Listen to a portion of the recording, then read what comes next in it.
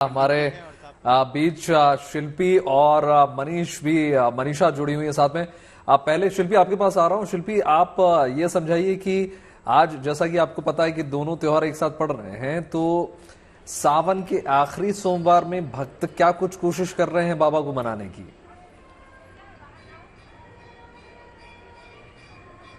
बिल्कुल, देखिए कुछ लोग ऐसे हैं जो पूरे सावन बहुत सारे नियम का पालन करते हैं और सावन के सोमवार को व्रत भी रखते हैं।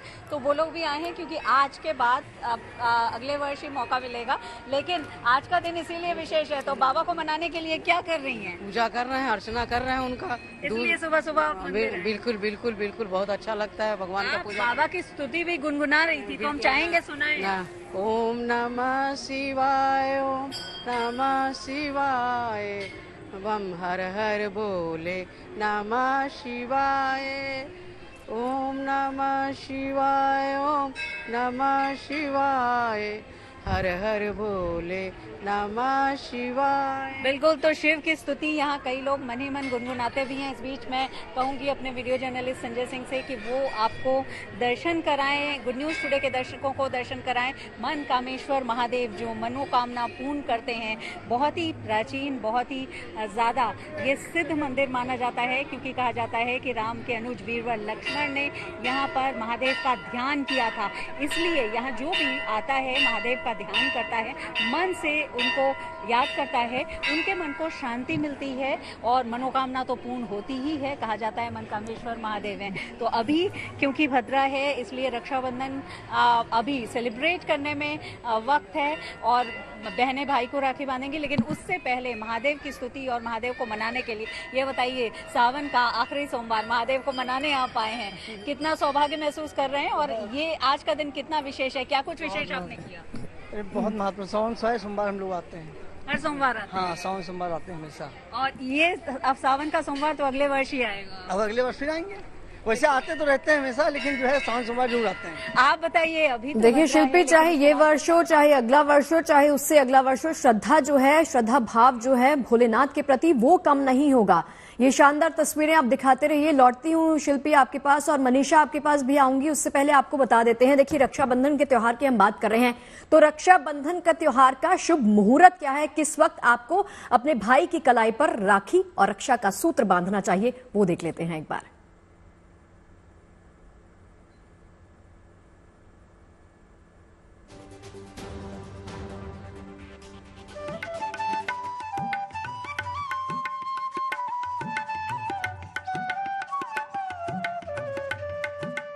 वो दिन आ गया जिसका इंतजार भाई बहनों को महीनों भर से था।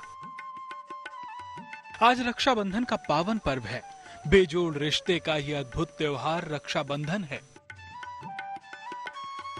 इसमें जहां भाई रक्षा का वचन दे रहा है, तो वहीं बहन अपनी ओर से दुलार अर्पण कर रही है। इस बार राखी पर 3 योग बन रहे हैं।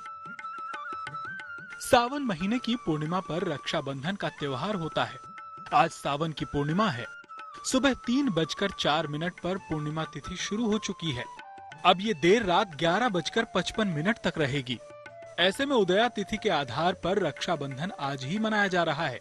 वैसे आज ही पूर्णिमा तिथि पर भद्रा भी लगी है, लेकिन भद्रा दोपहर 1:32 तक ही है। परंतु पंडित शैलेंद्र पांडे के मुताबिक इस दिन मकर राशि होने के कारण भद्रा का निवास पाताल लोक में रहेगा। ऐसे में इस भद्रा का धरती के किसी कार्य पर कोई प्रभाव नहीं पड़ेगा। अतः पंडित शैलेंद्र पांडे का कहना है कि पूरे दिन बिना किसी संकोच के रक्षाबंधन का पर्व मनाया जा सकता है। केवल राहु काल के समय में ये रक्षाबंधन नहीं मनाना चाहिए। वैसे ये राहु काल भी अब खत्म हो चुका है, क्योंकि इसका समय सुबह 7:30 बजे से 9:08 तक था।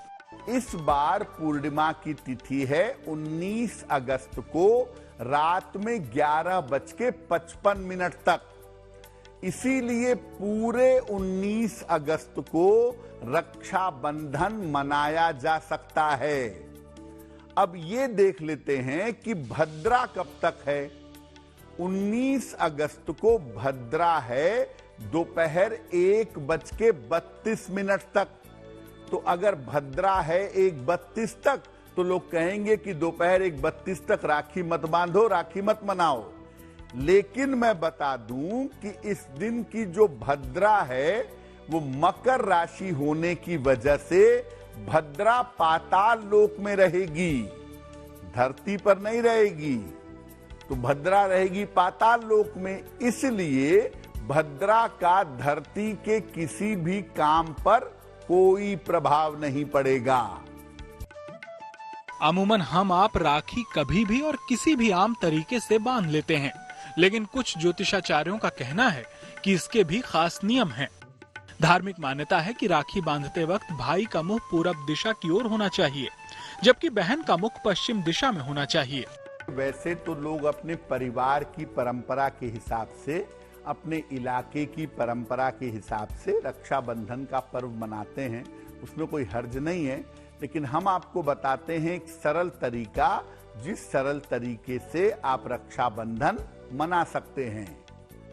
एक थाल ले लेंगी बहनें और थाल में रोली, चंदन, अक्षत, दही, रक्षा सूत्र और मिठाई रखेंगी।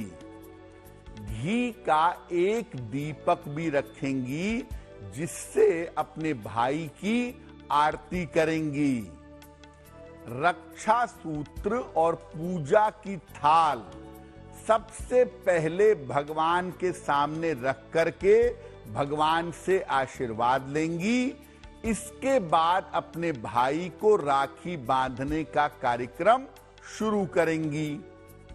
अपने भाई को पूर्व या उत्तर की तरफ चेहरा करवा करके भाई को बैठाइए। पहले भाई को तिलक लगाइए, फिर रक्षा सूत्र बांधिए और फिर भाई की आरती करिए। इसके बाद मिठाई खिला करके भाई की मंगल कामना करिएगा। तो रक्षाबंधन का ये पावन पर्व हर भाई बहन के लिए खास है। अपने अटूट रिश्ते को हर बरस की तरह रक्षा सूत्र में बांधने का खास दिन है। Bureau report, good news today.